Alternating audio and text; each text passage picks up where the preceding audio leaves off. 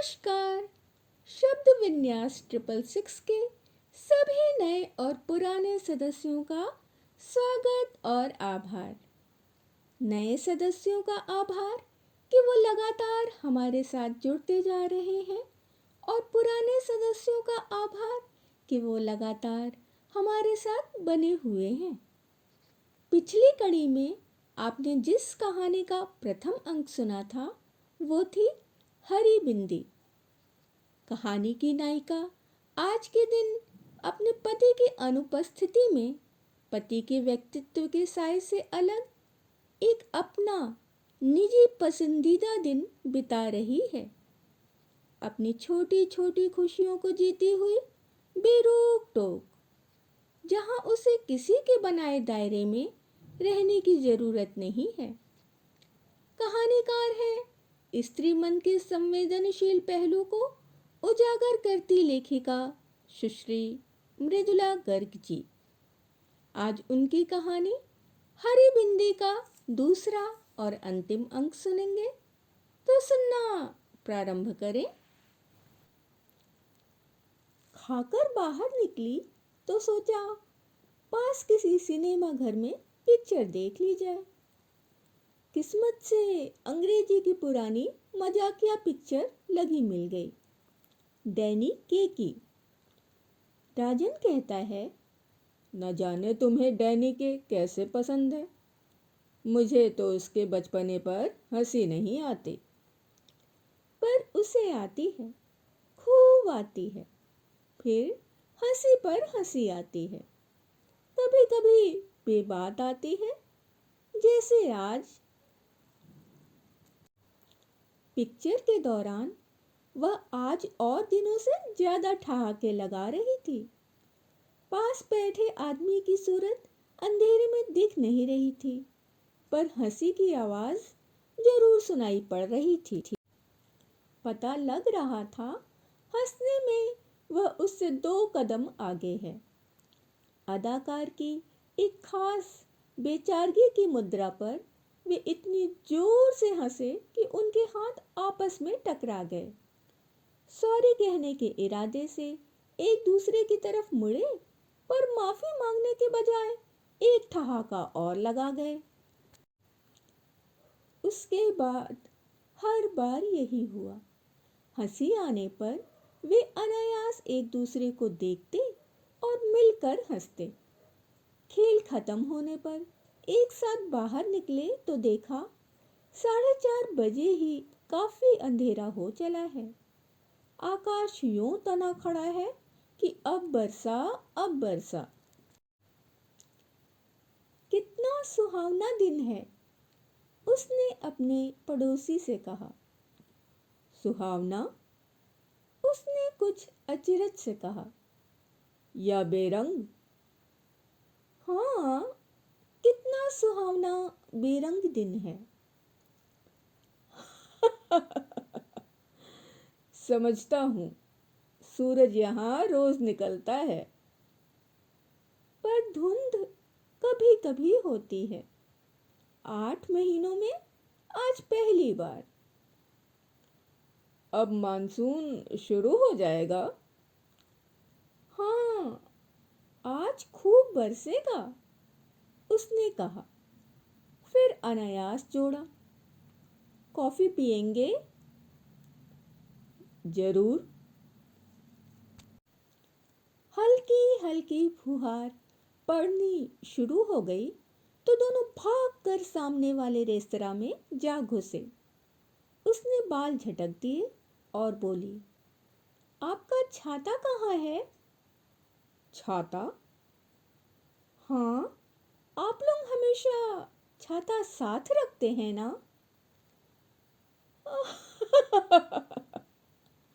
वह ठहाका मारकर हंस पड़ा। इंग्लैंड में? उसने कहा।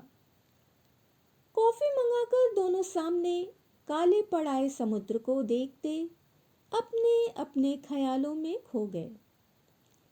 सहसा उसकी आवाज सुनकर वह चौंकी। आप क्या सोच रही हैं?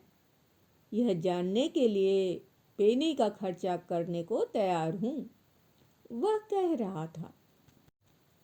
दीजिए, उसने हंसकर कहा। उसने निहायत संजीदगी से जेब में हाथ डाला और एक पेनी आगे कर दी। उसने उसे हथेली में बंद कर लिया। बतलाना सच सच होगा? मैं सोच रही थी, समुद्र में कूद पड़ूं तो कितनी दूर अकेली तैर सकूंगी। और आप क्या सोच रहे थे? पर पेनी नहीं दूंगी। उसने मुट्ठी कसकर बंद कर ली, जैसे उसमें किसी आदमी का दिया उपहार हो। बुरा तो नहीं मानेंगी? उसने पूछा। नहीं, उसने कह दिया, पर दिल बैठ गया। अब वही घिसी पिटी आशिकाना बातें शुरू हो जाएंगी। मैं सोच रहा था, बारिश बढ़ जाने पर यहाँ से बोरली तक का टैक्सी भाड़ा कितना लगेगा?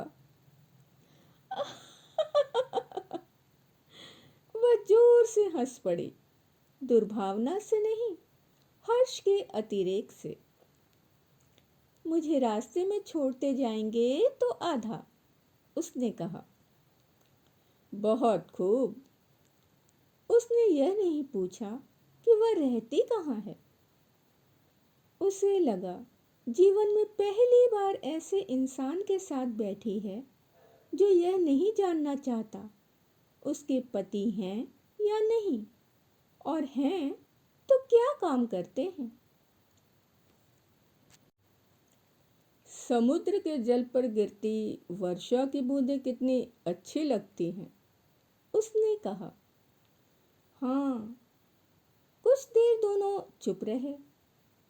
प्रशांत महासागर पर जब जहाज जाता है तो उसके अग्रभाग से चिरता जल चांदी की तरह चमकने लगता है, अतिथि ने कहा। क्यों? शायद फॉस्फोरेसेंस के कारण। आपने कभी नहीं देखा? नहीं। मौका मिले तो देखिएगा। आप बहुत घूमे हैं? उसने हल्की ईर्ष्या के साथ पूछा। बहुत। वह याद करके मुस्कुरा रहा था। सबसे अच्छी जगह कौन सी लगी? जब जहां हुआ। वह हिचकिचाहट के साथ मुस्कुराया।